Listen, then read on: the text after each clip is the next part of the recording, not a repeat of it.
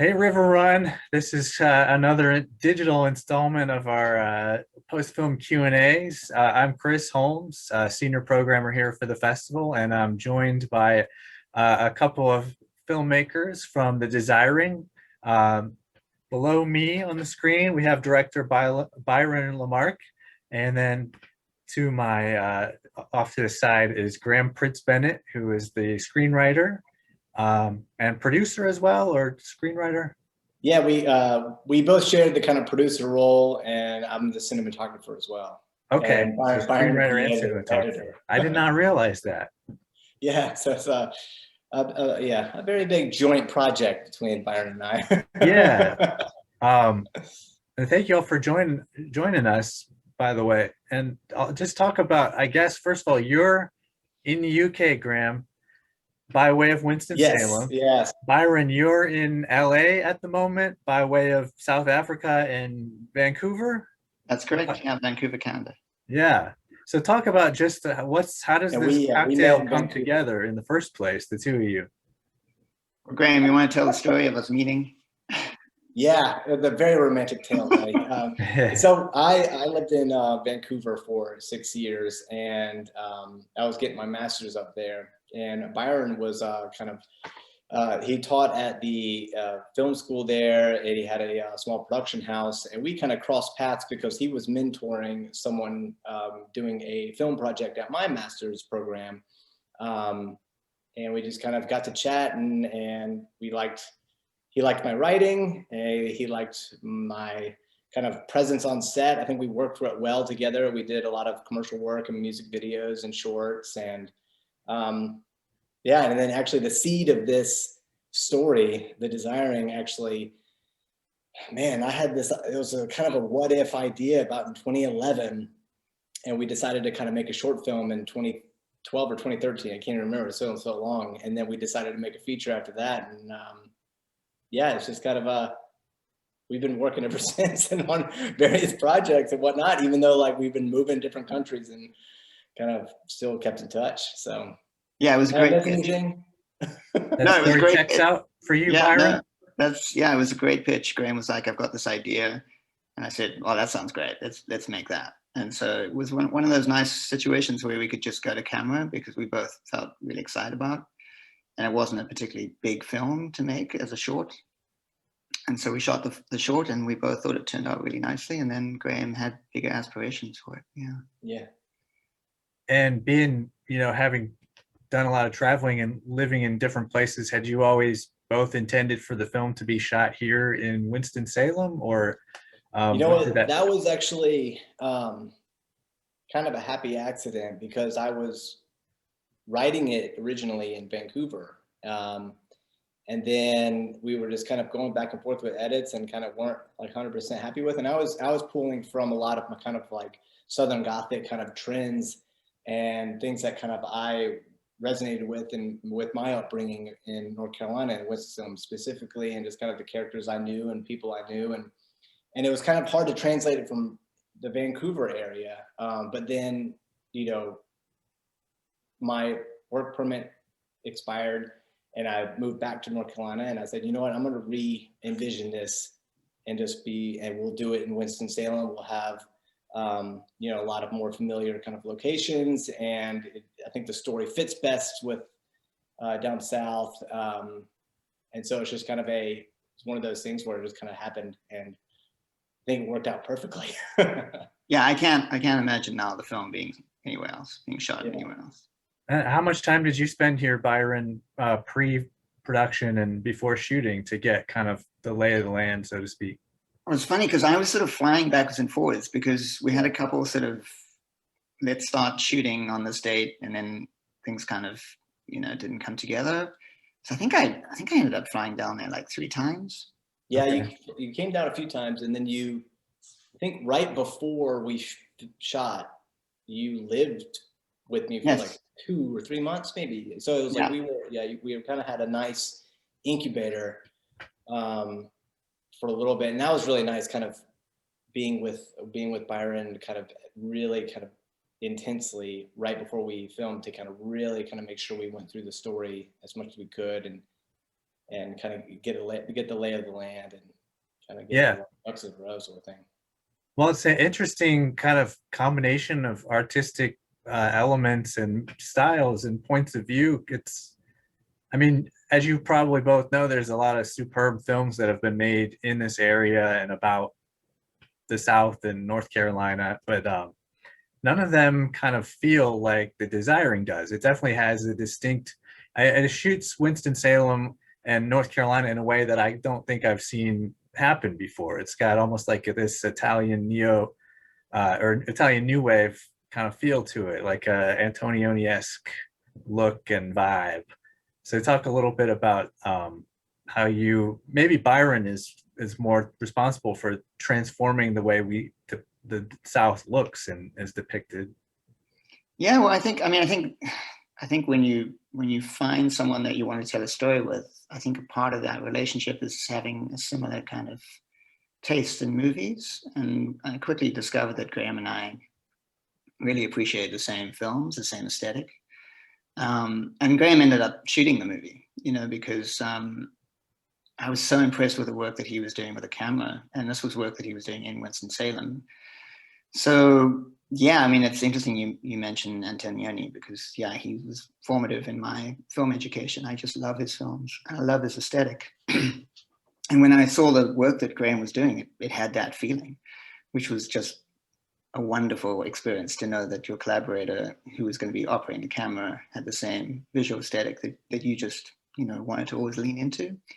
So I think, yeah, we're really lucky and fortunate that we both were moving in the same direction visually. And it's, 100%. I grew up loving Italian neorealist and French New Wave filmmaking. That was what I wanted to do. So, yeah, I think that ended up in the movie. And I would think also finding actors in this area to approach film or theater or performance in that way rather than I guess, I don't know, an American or regional way must have been, if not challenging, a little tricky. That was probably the hardest part of making this movie, I think, was actually putting a cast together. It's really hard when you're a very small production. Mm. And understandably, I mean, everybody needs to make a living, and if you're an actor and you're offered another role and it's well paid, it's very difficult to commit to something that is small. So yeah, I would definitely say that was the biggest challenge making the film, and we were very fortunate to get the people that we got. And what I loved about our entire cast was just how enthusiastic they were and how much they wanted to do it and their passion for the project. And so yeah, it was lovely to see that on film.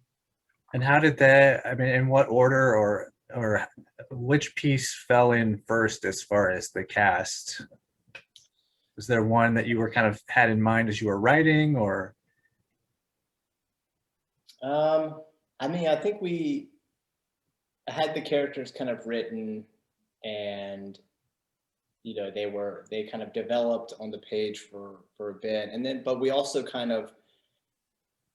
we're also flexible kind of with the cast that we got. This is a little bit of an indie project, so it is a kind of, we don't have unlimited budget to get whoever and whatever. So it's the kind of we got extremely lucky. I mean, even just every character kind of brought their own version of what the character is and really brought life to it. And I remember, even the really supporting roles that have just one or two scenes, fantastic, just kind of, I mean, it was so serendipitous. Honestly, a lot of it was just really fell into place. There's actually two stories, like in terms of like actors, and just there was two moments where it was just so serendipitous. Where the first one was when we were filming.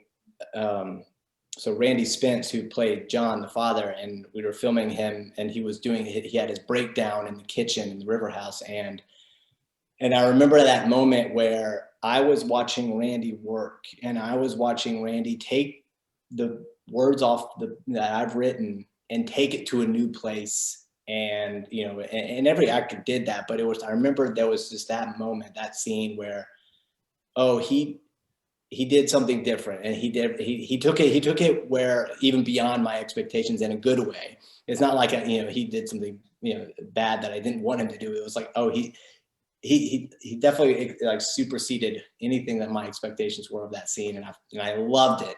And then another one was there was actually someone casted for Eric, and the day before that person was supposed to fly in, and 2 days before we were supposed to start filming, they pulled out because he got a big role on a TV show. And so we were already in principal photography, and we were shooting, and we were in between takes. I mean, and also my crew, hats off to my crew, who were almost pulling together cast leads and to replace while we were shooting, and Byron and I were looking at things between takes to try to find a new person. And Don ended up being so perfect. And actually, like once we met Don and and met him, and he came in, flew out that night from LA, and he actually, I think, was better for the role than the original guy. So it was one of those kind of happy accidents where, I mean, honestly, we just got so lucky with everybody involved. And I mean, especially for my first feature, seeing, the stars align, it was definitely some magic in the air for sure for me. So were you looking at people locally here and regionally and also in LA, or how did you piece it together? So we tried to get as many locals as possible, and Joseph is lead, and and Treyas is also in Randy, and Tim Ross, and Catherine. I mean, we got so many locals that were around because it's one of those things where I wanted it to, I wanted the characters or the actors kind of have a bit of a lived experience in like you said, it's you're seeing Winston in a new way, or seeing kind of like this sort of, almost like a Piedmont South that's also in a different way. It's seen in a different way. The place is kind of treated a little bit different. And so I wanted as much local attitude and local experiences as much as I could, just because the little nuances here or there that could really kind of bring life to the characters. Yeah. And I was going to say, just to tag an ending on the casting thing, is there are folks that seem natural in the South, but they're not from that kind of stable of people that I'm used to seeing in North Carolina or Southern films. So it was cool to see some new faces that were really strong in there. Yeah, it's great. Yeah, I definitely wanted to. I'm pulling from the Southern Gothic kind of tradition, and I wanted to make a Southern film, but I also like, being from the South, and people meet me, they're like, oh, you're not what especially over here in Scotland, they're like, well, you're not like kind of like the hillbilly that I'm like used to in the media sort of thing. So I wanted to kind of portray like a little bit of a different side of the South that maybe isn't on TV film very, very much, but it's kind of very much part of people's lives down here. So yeah, absolutely. Yeah. So, well, another question I like to always ask is, I always approach filmmaking, a filmmaker myself. I always find that, so much of it is just problem solving and finding your way through it and encountering a challenge that you weren't expecting. And sometimes some of the best things, some of the magic of the film results from those kind of surprises. So are there aspects like that y'all could talk about, where you had to adapt on the fly and it really added something that you weren't expecting to the film? I think for me personally, the moment that really stands out in that regard was the mansion that we shot at. So tell me that story about that house. Yeah. Graham, do you want to take the lead on the history of that house? I definitely want to hear your like kind of your experience on that, because it is but just in that location, actually, it was an old Bowman Gray mansion that's just been vacant, and actually it was my dad's companies, like they have a real estate kind of wing, and they had this, so I knew like kind of like this mansion that was there pre-sale, and it's just been there. So I was just tapping him of like, can we film in there, because it's not being used. And it turned out to be, such a fantastic location. And it's just it's just kind of a historic kind of mansion that's just in the middle of the woods, essentially. But Yeah, what was that? Sorry, go ahead. I can't remember what the original script actually said, but I do distinctively remember just Graham and I just looking at each other and saying, okay, we're going to burn through a lot of film here, a lot of film. And I think what it was for me, I just suddenly realized that thematically, this moment of this man hearing this couple in the distance, falling in love, was such a poignant moment for the movie. And I knew where this scene was going to kind of sit in the film. And I just suddenly realized, no, we've got to, we're going to film here all day. And we did. We shot a lot of film in that mansion. How many days did you end up using that? Well, when I say we shot a lot of film, I mean, I forget how many days did we shoot, because I know we actually had a very good schedule for the sort of flashback scenes. I think because we knew we were going to be working with younger actors, we really wanted to give ourselves some time. And I think as a filmmaker, it's always a good idea to start with a sort of relaxed schedule. So we started shooting the sort of B story. But the A story we shot pretty fast. I forget how many days it was. It wasn't a lot of days. I mean, the entire film was 16. Yeah, so I think we shot 12 days on the A story. And we literally spent one entire day shooting at the mansion. Yeah. That's a pretty good clip, though. 16 days. Yeah. And while we're on locations, what was the sort of warehouse, factory, the workplace location? What building were you in? I was trying to place that. That was it was a lighting company in Greensboro. Okay. It's actually Burlington. Sorry, not Greensboro, Burlington. And you know what? I was living in, before we filmed here, I was living there. And I was doing a lot of corporate videos for that lighting company. And they luckily let us say, I got this feature film, I'd love to film here and just kind of use like some rooms that you guys aren't using all the time and whatnot. And so it was this kind of it was a great kind of one of those kind of work experience that snowballed into something else. So it was a perfect sort of again, one of those like serendipitous moments that said, yes, that'd be awesome, because I was doing a lot of work for them, a lot of their product videos and whatnot when I was down there. Nice.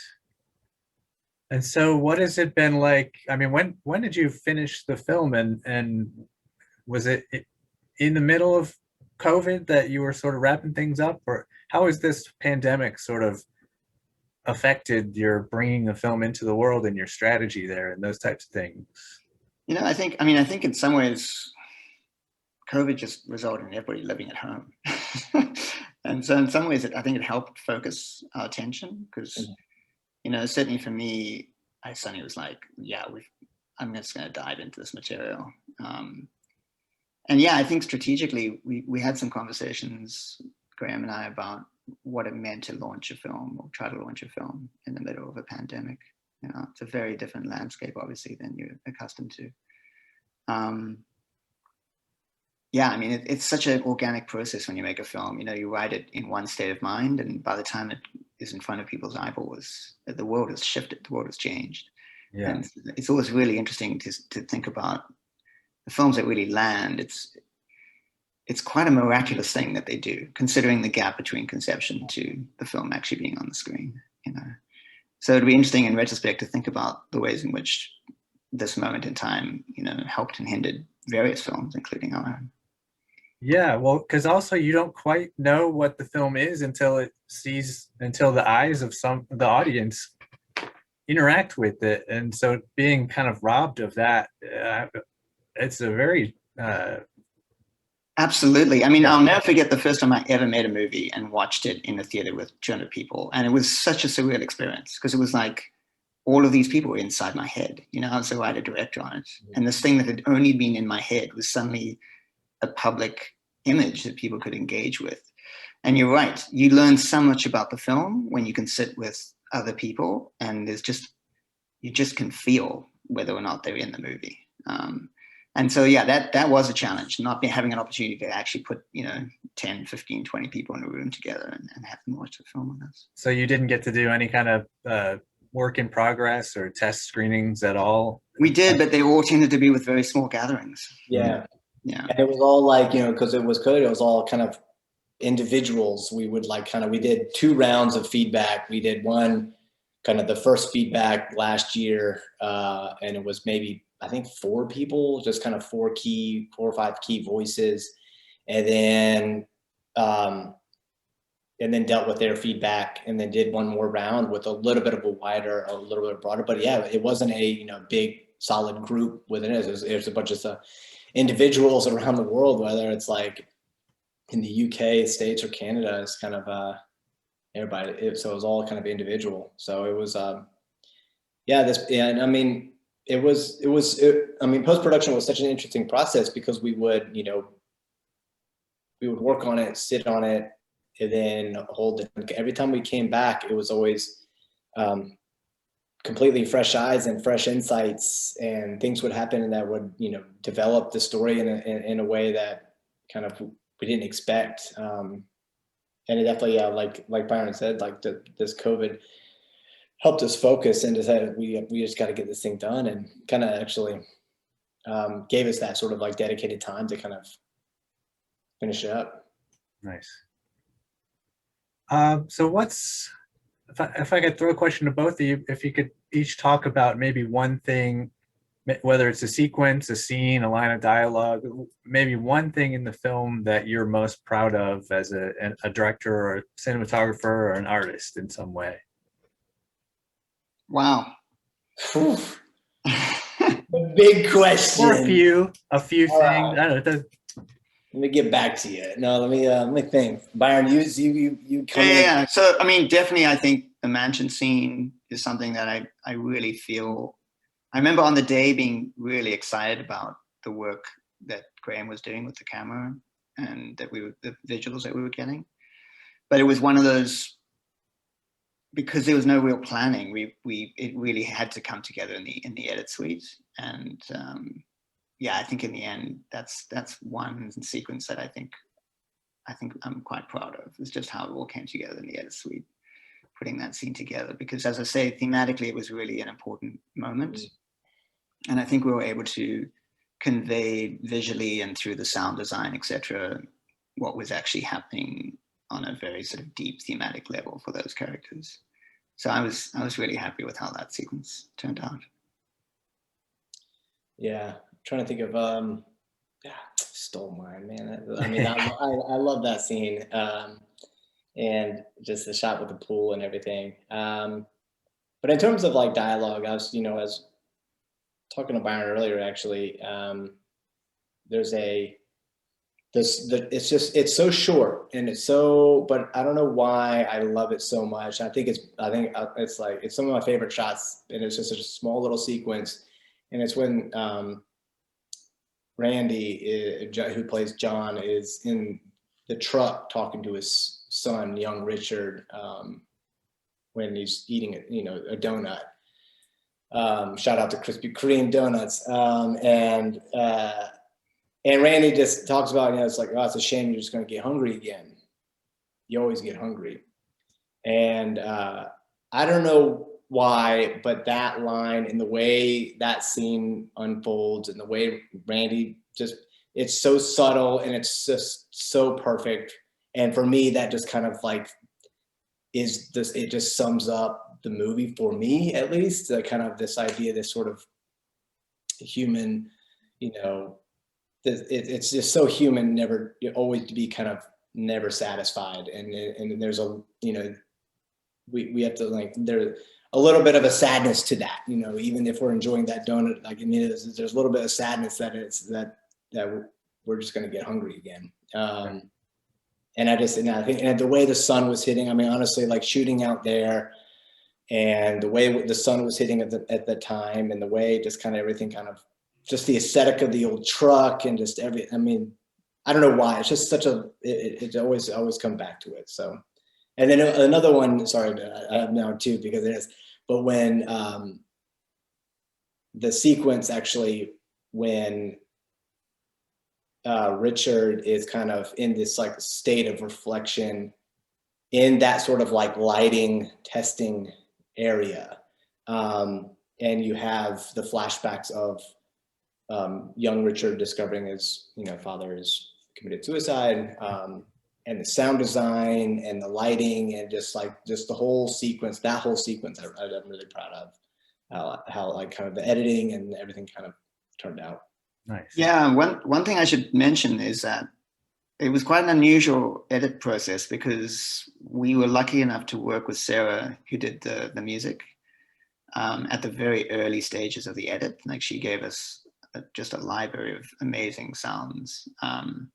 And so it was quite an organic process because it was being edited with the music, which is quite unusual. So a lot of the sort of rhythms in that, and we didn't always keep all of her music, but a lot of the rhythms of the actual edit are coming from her music, which was quite an unusual way to do it. And it was a really kind of... And I think it was like, it matched. Yeah, it was a really kind of exciting way to cut a film, to have this sort of musical underscoring. Yeah, and you had that, did you have that in production as well, or? No, we didn't have it in production, but we had it at the, like, I think we put together an assembly, and then I was really struggling with the assembly. I just felt like I couldn't quite find a way into the material. And so I reached out to Sarah and was like, hey, can you give us a bunch of music now, like before we even know where we're going to use it, that I can use to try and sort of inspire the direction of the edit. Yeah. So you didn't have to strip anything out that was temp, you just had it. Yeah, I mean, it was actually, I think it was a bit frustrating for her actually, because we so fell in love with the first material that she gave us. And I think, she's been on this incredible trajectory. So I think she sort of gave us material that a year later, she, didn't think was as good as it could be. But by that time we were just like, it's so infused in the movie. We just couldn't handle anything else. Yeah. And was that always the Desiring? Was that the original title of your script, or when did that kind of emerge? You know what? It was the short film was called The Heartless, and then when I was writing it for the South and kind of wanted to pull in more of the kind of Southern Gothic style, the sort of like haunted Christianity sort of thing, it was Baptized by Desire for a while. But then that felt like a bit of a tongue twister. Whenever people would always ask me what it is, I would say Baptized by Desire, and I would just say blah blah blah blah, and I just, we just kind of went back and forth. Few titles there, but I think the Desiring kind of, it was, it's simple and to the point, and it's just this, it's just kind of what kind of landed, I think. Yeah. Well, that also, I think, puts Antonioni in my mind just because of that. Like he's got those very simple, the eclipse and the night and those types of titles. So yes, it's kind of elegant in its simplicity or its brevity. Yeah, 100%. Well, I guess we're about to get cut off here, but I'm curious. I always want to ask before we finish up, like, what's next with the film? Where does it go from here? And what are upcoming projects do y'all have? Hopefully together. Yes, I would love to do another film together. It's obviously a bit challenging with us being on different continents, but very much. It was just such a pleasure working with Graham. So I'd very much like to collaborate on something in the future. Living in LA, obviously there's always a lot happening. So at the moment I'm working on various and sundry writing projects. But yeah, it'd be great to do something in the future. Yeah, so it's being considered at a lot of festivals at the moment. So we're just kind of like wanted to kind of have a little nice festival run for the Desiring. And then we'll see kind of what happens with that. But yeah, in terms of the future, I think it would say this project was such an interesting one because it was so collaborative from the get-go. I mean, we have our roles, even though we're like wearing a lot of hats. It was definitely, everything was kind of shared. I would be we would be shooting on set, and I'd be struggling with some cinematographer because I learned so much from Byron's cinematography, and he's far more advanced than I am. So like there'd be times where like I would need his help, and then there would be times when he'd be like, "When you were writing this, what did you see in your head?" So it's just kind of this sort of back and forth. And yeah, it is. It's funny because it was this was my first feature, and I met Byron fairly early in my like film career and thought this is kind of normal. But like the more and more you meet people, the more you like work with people, you're like that sort of like organic synergy on set, where you kind of really feed off each other, is quite kind of unique and rare. So I definitely want to like see what happens in the future. I have a few scripts kind of going on, and wanting to film some stuff in the UK a little bit, just because the landscape and architecture here is so interesting. So who knows, really? Yeah. Well, I realize that's an odd question to ask too before the film is actually screened, to answer that question, but that's a great answer, and I appreciate you taking the time here with us today. I think that's a good place to wrap it up, and hopefully y'all will get a chance to come back to Winston-Salem, and we can screen it in real life at some point soon. But we wish you were here. Thanks for joining us virtually for this, and best wishes for continued success with the film. Thanks so much, and thanks for screening it. I mean, I'm so sad, but you're gonna see the a Graham army there, and hopefully they've saved 2 seats for non-people that know me to see the film, because it is just gonna be warm. Well, you got to bring your own seat, so there's seat saving. They're gonna be just like standing in the back at that point, people waiting. So yeah. Well, I can't wait to meet the Graham army. I apologize already.